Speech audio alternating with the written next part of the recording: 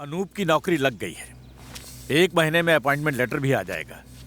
उसके बाद training, posting, इन सब में 1 साल चला जाएगा। मेरी राय में अनूप के जाने से पहले अगर शादी हो जाए तो अच्छा रहेगा। आपका जो फैसला है हमारी भी वही राय है। ऐसी बात है तो क्यों ना शादी यहीं हो। वैसे भी गांव में सिर्फ मम्मी ही है। बाकी रिश्तेदारों की बात करूं तो सिर्फ मम्मी के भाई और बहन है। एक बैंगलोर में है तो दूसरा कलकत्ता में। पता नहीं वो शादी में आएंगे भी या नहीं।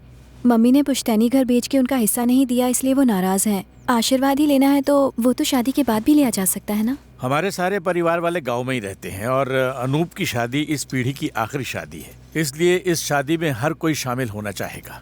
उन सबको यहाँ मुंबई लाना बहुत मुश्किल हो जाएगा। अगर गांव में शादी करेंगे तो तुम्हारी माँ भी शामिल हो सकेगी। भैया, आपका फैसला सर आँखों पर। शादी गांव में ही होनी चाहिए। कल मुझे जरूरी काम से दिल्ली जाना है। शादी के बारे में दिल्ली से आने के बाद देखेंगे। मैं वापस आते ही फादर फिलिप से मिलके अनूप की शादी की तारीख पक्की करवा दूंगा। तुम अपनी मम्मी को फोन पर बता दो कि मैं उनसे मिलने के लिए आ रहा हूँ। Hello hello. हाँ, अरे ट्रैफिक की वजह से थोड़ा लेट हो गया। तुम पिकअप एरिया में पहुंचो, मैं आ रहा हूँ। हाँ ठीक है। तुम लोग कल जाके एडिटिंग का काम पूरा कर लेना। हाँ? कल मैं अपनी मम्मी से मिलने गाँव जा रही हूँ। तुम्हारी शादी की पार्टी तो मिलेगी ना? मिलेगी बाबा, बॉस को बता देना। Okay, bye bye.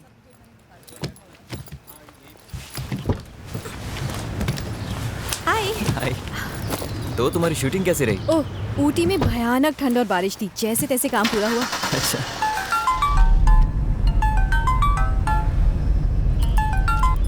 Hello Anjali बेटा, तुम्हारी मम्मी टेरेस से नीचे गिर गई है। फिलहाल वो कोमा में है। जितनी जल्दी हो सके घर आ जाओ। अनूप,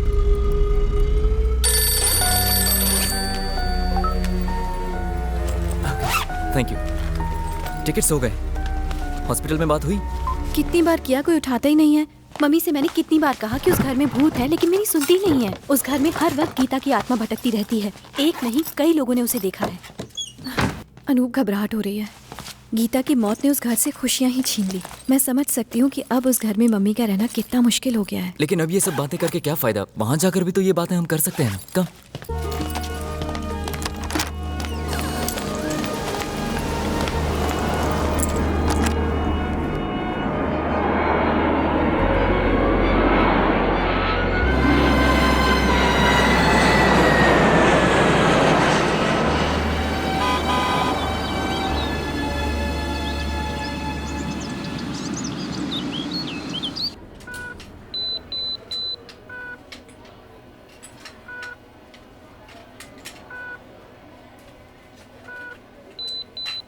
स्पाइनल इंजरी है, अभी कुछ नहीं कह सकते। लाइफ सपोर्ट पे रखा है, कुछ दिन ऑब्जर्वेशन में रखना पड़ेगा। पर डॉक्टर, ये सब हुआ कैसे? ठीक से तो नहीं पता, पर सुना है कि ये बालकनी से गिर गई थी। किसी वासु नाम के आदमी ने पैसे भर के इन्हें यहाँ एडमिट कराया।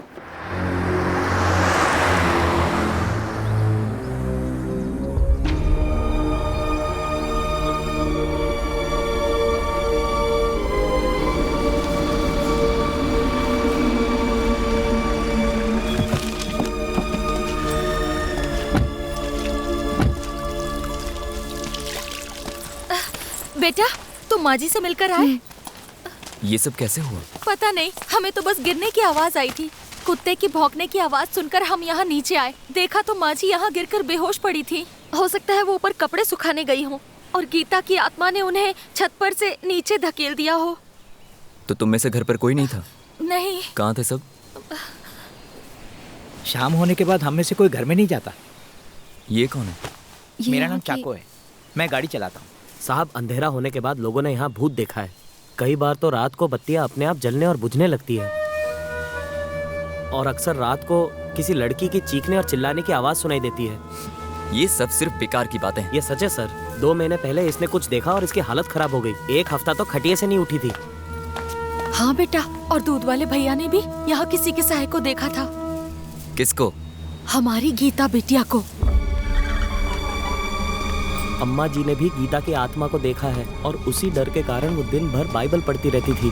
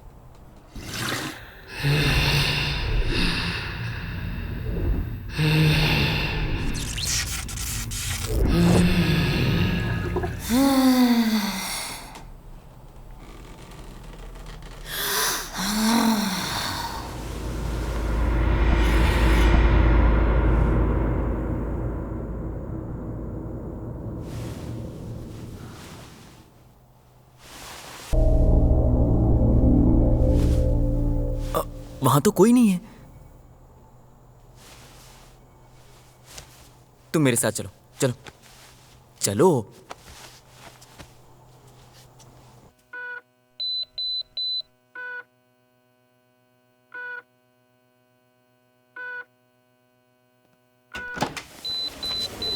Anjali, Anjali, please come.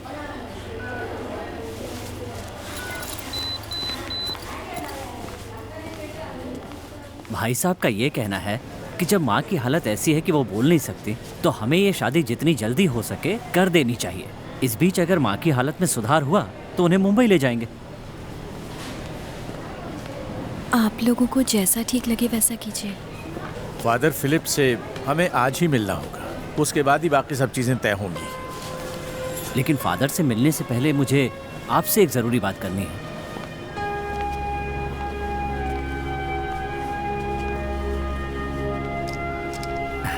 Vasu uncle, thanks. मुझे पता चला कि आप ही ने मम्मी को एडमिट करवाया।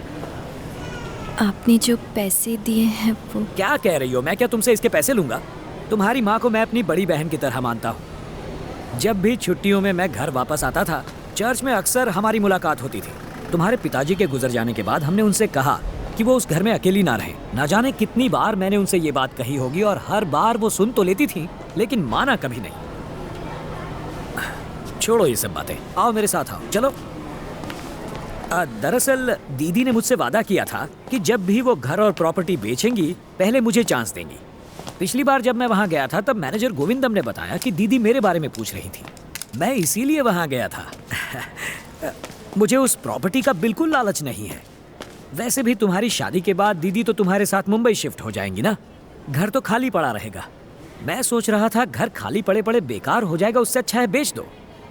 तुम्हें ऐतराज ना हो तो मैं खरीद लेता हूँ, मुझे घर मिल जाएगा और तुम्हें पैसे।